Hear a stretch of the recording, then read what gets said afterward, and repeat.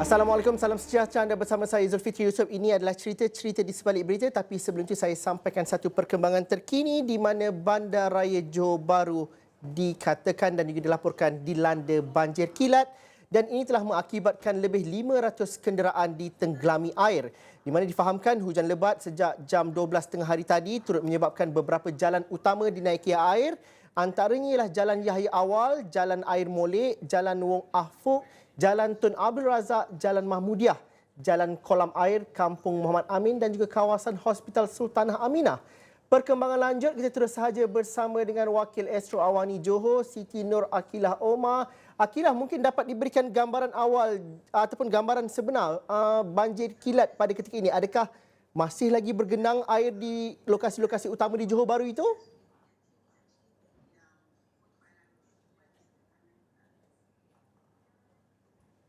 Akilah, kalau sudah berada di talian.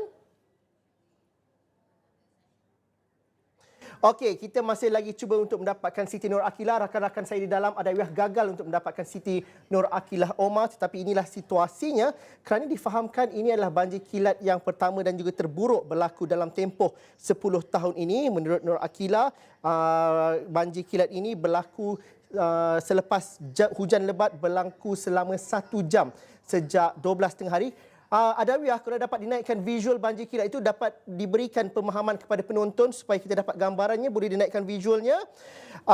Visualnya terlebih dahulu, di mana hujan lebat ini dikatakan berlaku sejak 12 tengah malam, tengah hari tadi, di mana berlaku selama 1 jam, di mana menurut penduduk di sekitar Johor Bahru, ini yang melibatkan jalan-jalan utama di Johor Bahru, Jalan Yahya Awal, Jalan Air Molek, Jalan Wong Afuk dan juga Jalan Tun Abdul Razak, dan ini merupakan banjir kilat yang terburuk dalam tempoh 10 tahun.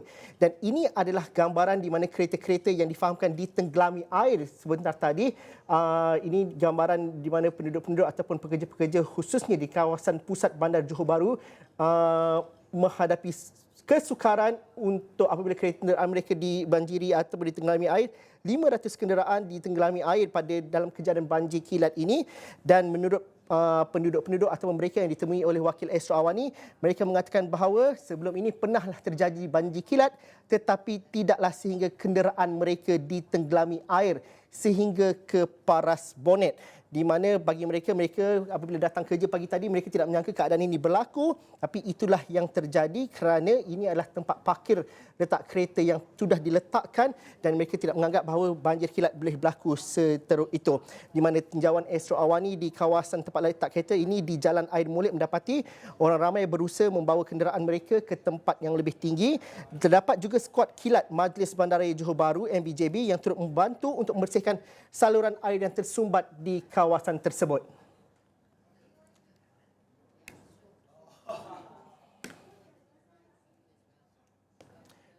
Okey, kalau kita gagal untuk mendapatkan Siti Nur Akilah, mungkin saya seterus saja bersama dengan rakan setugas. Adawiyah, kalau dapat berikan perkembangan. Okey, terima kasih Adawiyah. Kita terus sahaja kepada cerita yang seterusnya, di mana ini berkaitan dengan lawatan rasmi Nancy Pelosi ke Malaysia, di mana rakan setugas Hasimi Muhammad, wartawan Astro Awani bersama dengan saya langsung dari WTC Kuala Lumpur.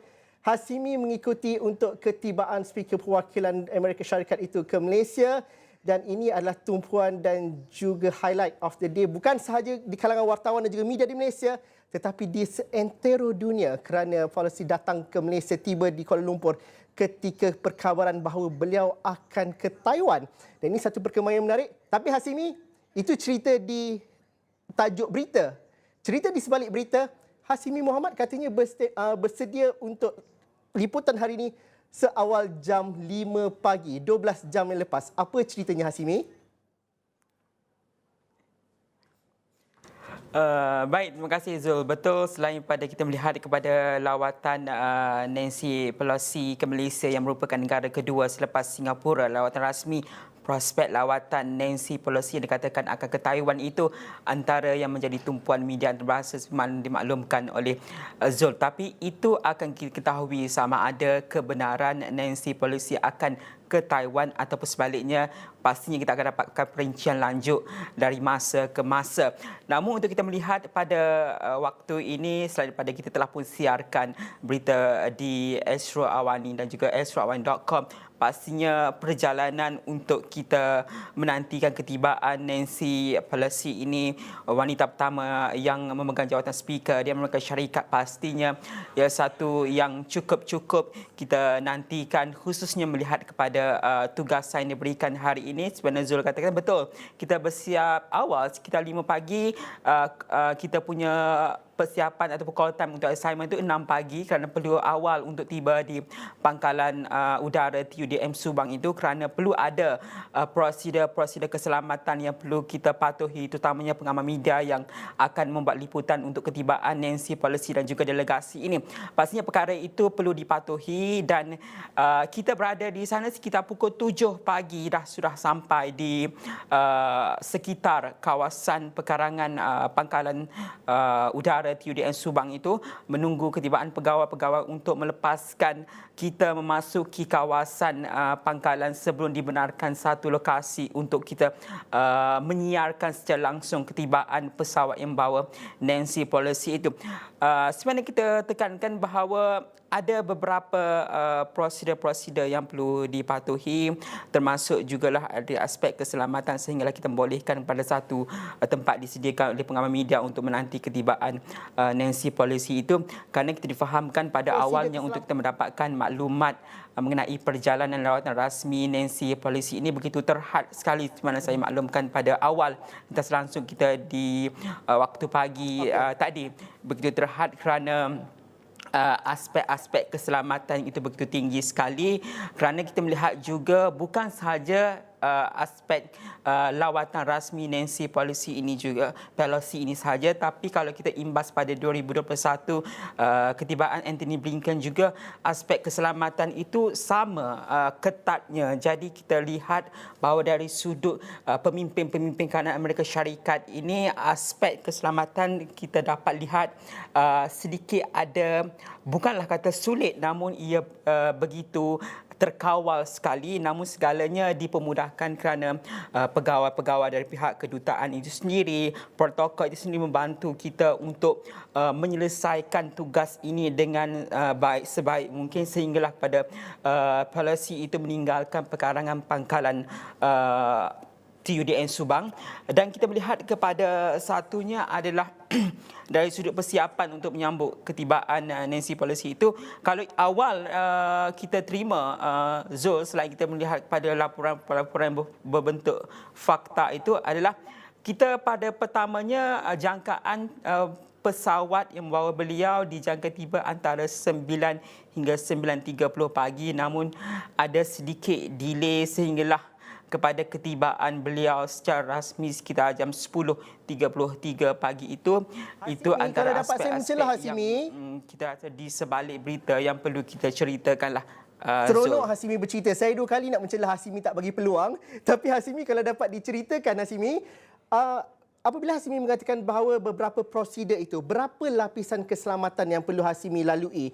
Dan juga mungkin kita dapat fahami bahawa seperti yang Hasimi mengatakan bahawa ini adalah prosedur keselamatan bagi pemimpin-pemimpin tertinggi daripada Amerika Syarikat adalah sesuatu perkara yang biasa.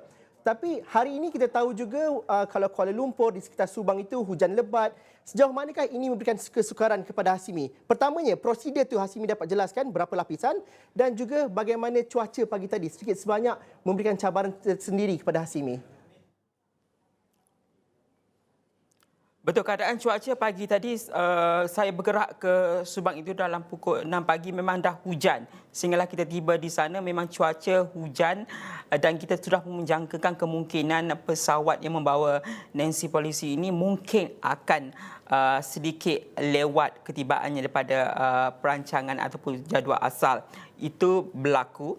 Dan yang kedua, kita melihat kepada aspek keselamatan berapa tapisan. Pertamanya adalah sebelum kita memasuki pangkalan udara TUDM itu, sudah pun perlu mendaftarkan diri melalui proses nama yang kita lampirkan kepada pihak TUDM itu untuk hadir. Sudah pun disemak individu-individunya hanya dalam senarai saja, termasuk juga dengan pemandu kita perlu daftar dan sebagainya. Itu lapisan pertama yang mana sebaik saja kita selesai, kita perlu juga queue untuk masuk ke kawasan pengkalan itu hanya ikut kepada kenderaan rasmi yang akan membawa kita. Untuk masuk itu juga Zul, kita mengambil masa sekitar 20 hingga 30 minit sebelum kita boleh masuk ke kawasan pangkalan udara TUDM itu, dan sekali lagi kita perlu melalui pemeriksaan untuk mendapatkan pas baru sebelum kita dibenarkan untuk berada di lokasi yang akan melihat ketibaan pesawat Nancy Pelosi itu. Itu antara aspek-aspek keselamatan yang satu yang perlu dipatuhi protokol daripada pihak TUDM itu sendiri untuk memastikan aspek keselamatan dan juga untuk memastikan kelancaran pihak tetamu-tetamu kehormat itu bukan sahaja dari pihak Amerika Syarikat. Saya percaya daripada delegasi-delegasi negara lain juga. Itulah antara aspek yang perlu dipatuhi oleh pengamal media, Zul.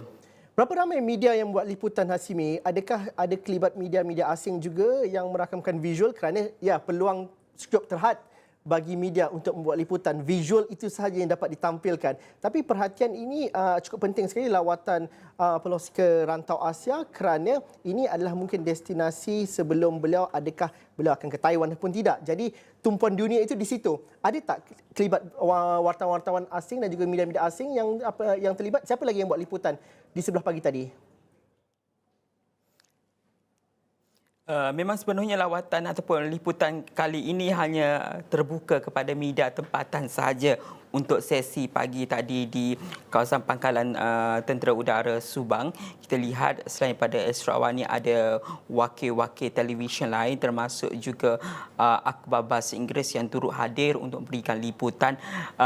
Namun bilangan media itu begitu terhad sekali, Zul. Tidaklah ramai seperti mana yang boleh saya gambarkan. Contohnya kalau acara-acara yang melibatkan Perdana Menteri misalnya, kemungkinan akan melebihi daripada 5 hingga 10 wakil media. Tapi kali ini bilangannya begitu kecil. Kalau saya boleh kata anggarkan sekitar 3 hingga 4 wakil media sahaja dibenarkan untuk hadir untuk membuat liputan ketibaan Nancy Pelosi itu, Zul.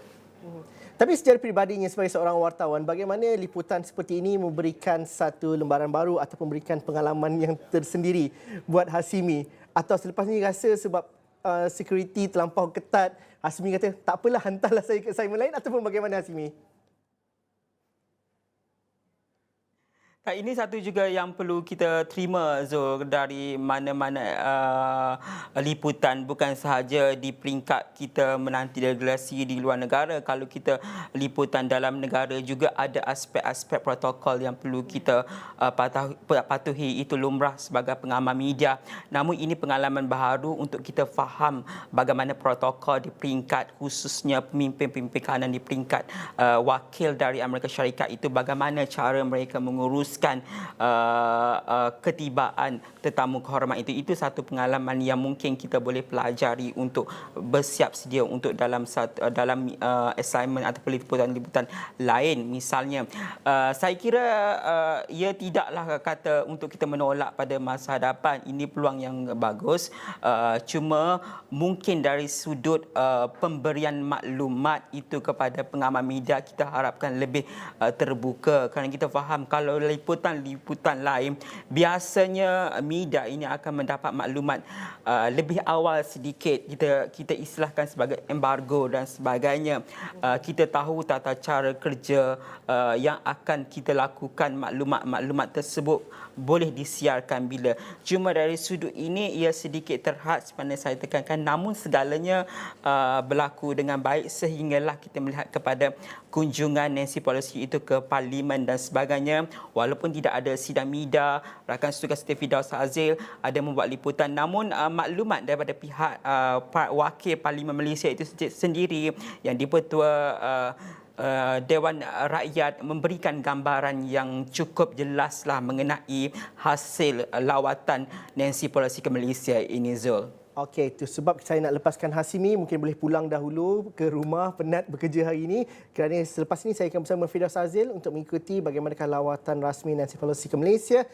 Liputan di Parlimen dan juga ada perincian yang diberikan ataupun sidang media yang diberikan oleh Yang di-Pertua Dewan Rakyat, iaitu Tan Sri Azhar Hassan Harun. Itu kita ikuti bersama dengan Firdaus Azil dari Parlimen sebentar lagi. Kita berhenti rehat seketika dahulu.